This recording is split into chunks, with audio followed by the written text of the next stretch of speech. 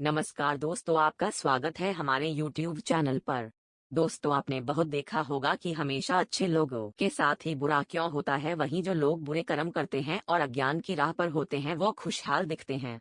श्री कृष्ण ने इसका जवाब गीता में दिया है। आपने महसूस किया होगा कि जो लोग अच्छे कर्म करते हैं वो परेशान रहते हैं, वहीं जो बुरे कर्म करते हैं वो खुशी से रह रहे होते हैं। अच्छे कर्म करने वाले परेशान होते हैं कि आखिर उन्हें इतनी परीक्षा क्यों देनी पड़ रही है, जबकि जो अधर्म की राह में हैं वो खुश हैं और जिंदगी का लुत्फ उठा रहे हैं। अगर आपके मन में भी ये सवाल आया है तो आज हम आपको इसका जवाब देंगे। ये जवाब वो है जो भगवत गीता में लिखा है और श्री कृष्ण ने अर्जुन को दिया था। भगवत गीता में वर्णित कथा के अनुसार जब भी अर्जुन के मन में कोई दुविधा होती थी तो वो श्री कृष्ण के पास पहुंच जाते थे। एक बार की बात है, अर्जुन भगवान श्री कृष्ण के समीप आकर कहा कि वो दुविधा में हैं और इसका जवाब वो श्री कृष्ण से चाहते हैं। श्री कृष्ण ने पूछा कि क्या सवाल है। अर्जुन ने कहा, मुझे ये जानना है कि अच्छे लोगों के साथ हमेशा बुरा ही क्यों होता है, वहीं बुरे लोग खुशहाल दिखते हैं। अर्जुन के मुंह से ऐसी बातें सुनकर श्री कृष्ण मुस्कुराए और कहा, मनुष्य जैसा सोचता है और महसूस करता है वैसा कुछ नहीं होता है, बल्कि अज्ञानता की वजह से वो सच्चाई नहीं समझ पाता है। अर्जुन उनकी ये बात समझ नहीं पाए। इसके बाद श्री कृष्ण ने क्या कहा वो जानते हैं। श्री कृष्ण ने अर्जुन से कहा, पार्थ मैं तुम्हें एक कथा सुनाता हूँ, उसे सुनकर तुम समझ जाओगे कि हर प्राणी को उसके कर्म के हिसाब से ही फल मिलता है।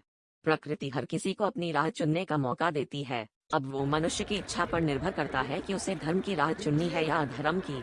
कथा शुरू करते हुए श्री कृष्ण ने कहा, एक नगर में दो पुरुष रहा करते थे। एक पुरुष व्यापारी था जिसके जीवन में धर्म की बहुत महत्ता थी। वो पूजा पाठ में यकीन रखता था। वो हर रोज मंदिर जाता था और दान धर्म भी करता था और हर रोज भगवान की पूजा करता था। वहीं दूसरा पुरुष बिल्कुल विपरीत था। वो हर रोज मंदिर तो जाता था लेकिन पूजा करने नहीं, बल्कि मंदिर के बाहर से जूते चप्पल चुराने। उसे दान और धर्म से कोई लेना देना नहीं था। समय बीतता गया और एक दिन बहुत जोर की बारिश हो रही थी। इस वजह से मंदिर में पुजारी के अलावा कोई नहीं था। ये बात जब दूसरे पुरुष को पता चली तो उसने कहा कि ये सही मौका है मंदिर का धन चुराने का। पंडित से नजर बचाकर उसने मंदिर का सारा धन चुरा लिया।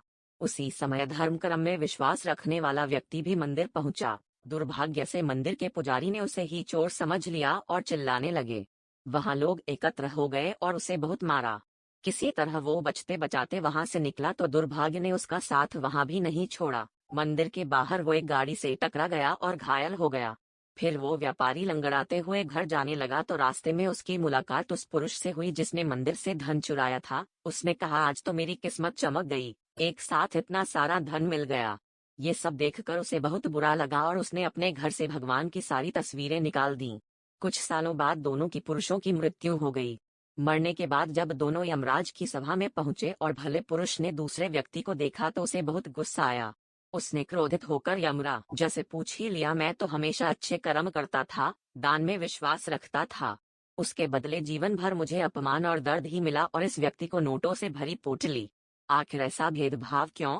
इस पर यमराज ने कहा, पुत्र तुम गलत समझ रहे हो।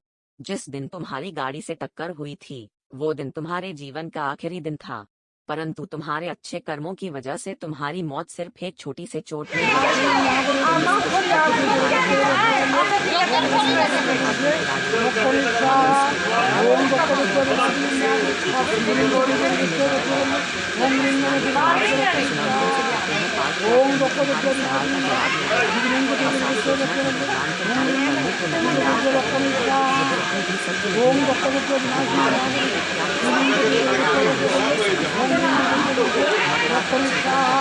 भगवान की कृपा हमेशा बनी रहती है।